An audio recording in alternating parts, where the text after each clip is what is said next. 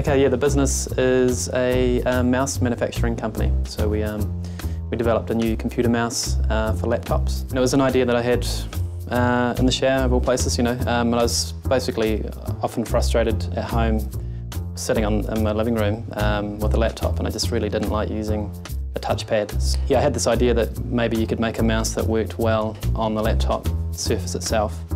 And yeah, I realised as I sort of developed some prototypes really out of this stuff called Fimo, which is kind of like plasticine stuff that you bake in the oven, and built a whole lot of prototypes and got an understanding of what works and what doesn't work, and how you can make something small that's also comfortable to use. Really the unique part about it is the pen grip. So we had to make it small to operate on the laptop palm rest, but what we've found in the past is that people have taken just a full-size mouse, which is more of a full hand grip, and shrunk that down and just thought, well, that's still going to be fine.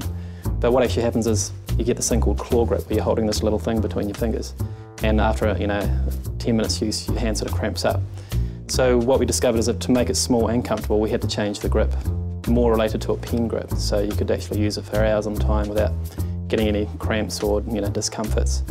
We actually found that that gave people more sort of manipulation, because they could use their fingers for fine movements, so that was actually an advantage to the device. So yeah, there's a number of challenges along the way. So you start with an idea. That's probably one of the easiest parts, the fun parts. From there, it's understanding patents. At that point, that's really where the money issues come in, because patents are really expensive.